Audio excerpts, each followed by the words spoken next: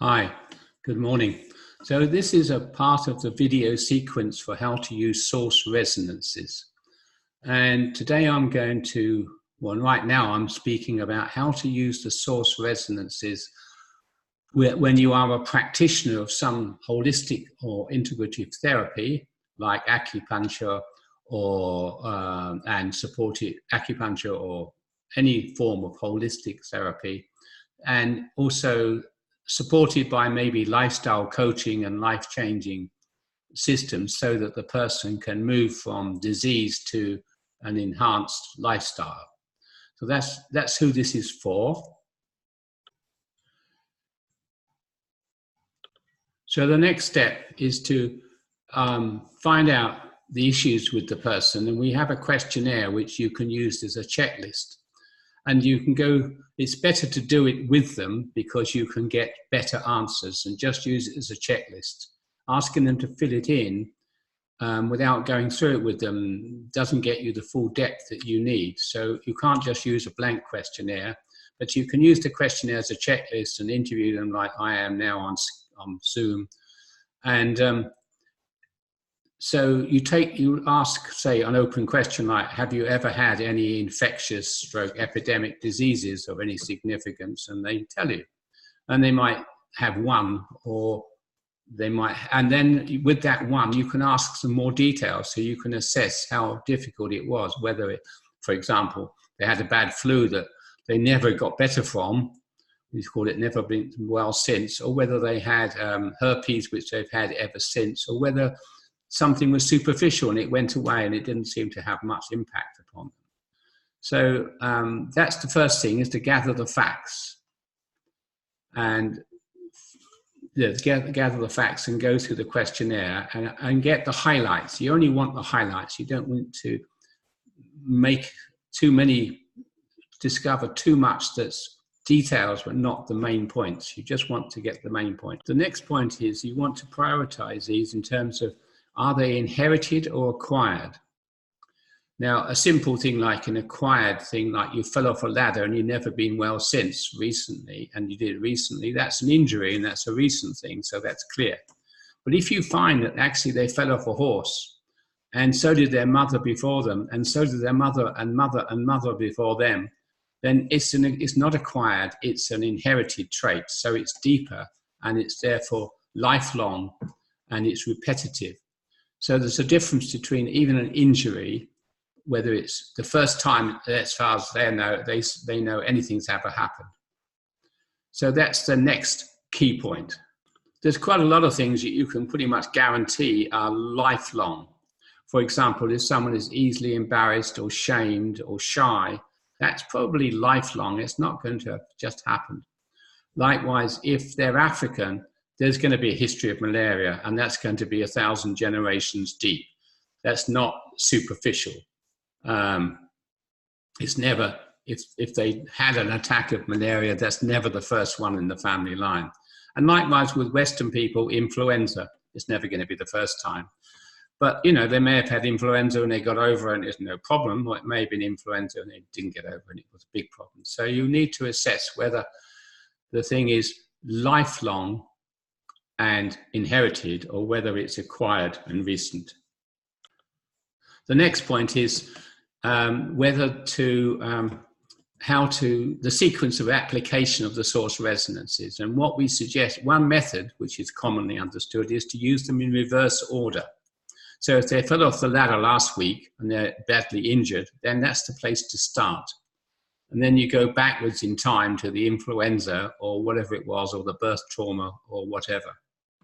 And incidentally, when you're taking the questions, when you're questioning the person, if, for example, you get the idea that something went wrong around the conception or birth, and they probably don't know about it, but if there is a living person around who does know, like their wife or their mother or another person, then maybe get them on the phone straight away and ask the person and find out to get more details.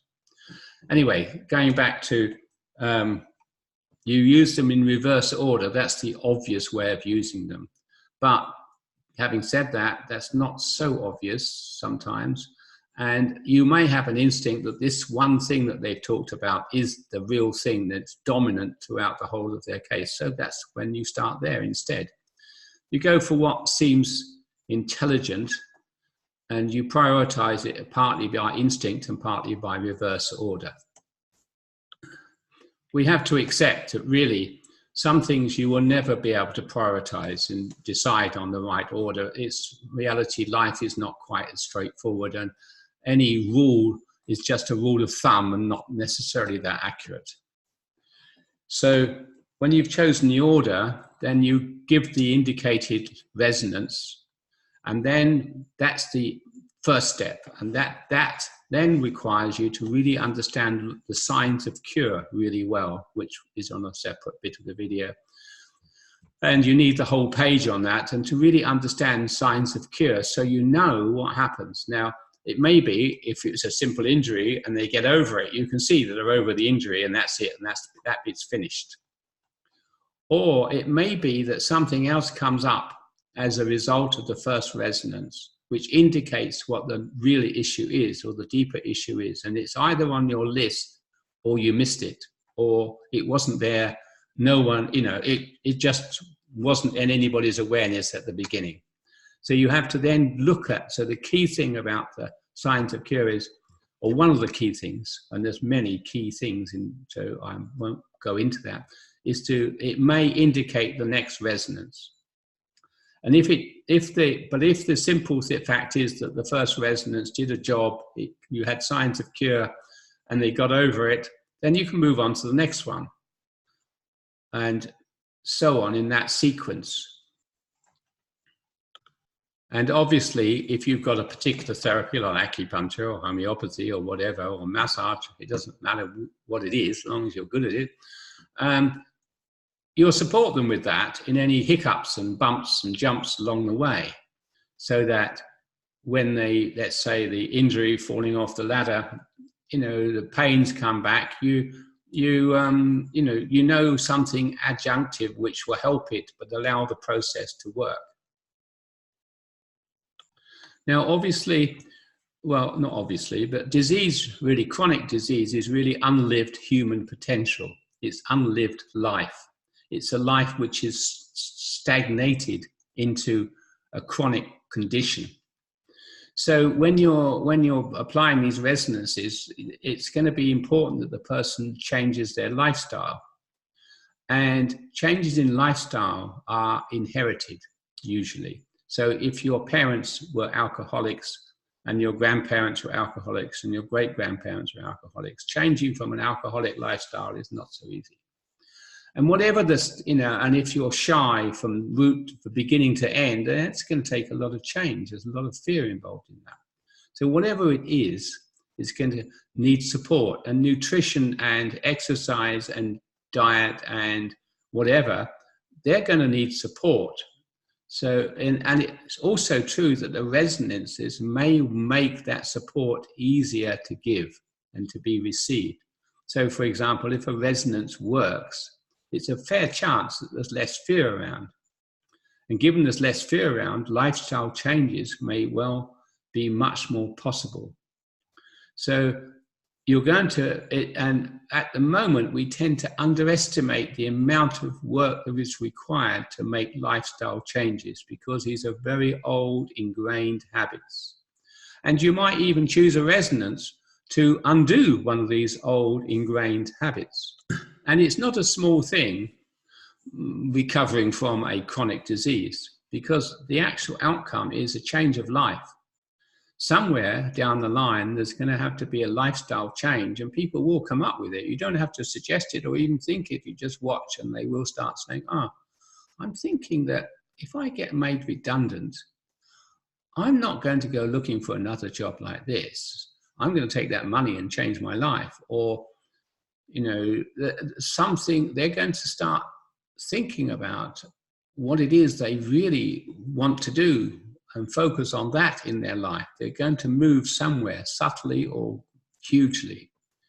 And you don't know what that is, but that can take 6 months or a year to even begin to formulate that thing. big lifestyle changes take long-term planning, but they're big. They're because the previous one was taking you into disease, so to speak. So it's a big change, and it needs support and subtle observation and subtle support. Not a question of forcing it, but encouraging and supporting their journey out of the trap, when they've sprung the trap of disease, to spring into the trap, into not the trap of life, but to come open into their lives. Just for example, some of the obvious ones in the Western world, like being a workaholic. A recent workaholic had to divorce, and it cost him $42 million. Lifestyle changes, and that doesn't solve the problem, if you see what I mean. It means it's just they've given up on that problem, and another set are going to arise. So these lifestyle changes are not that easy to bring about, and there's a lot at stake. It's not 42 billion, but it's often an economic prison or something quite difficult thing to turn around. Okay, so that's it really. I've said what I have to say, and thanks.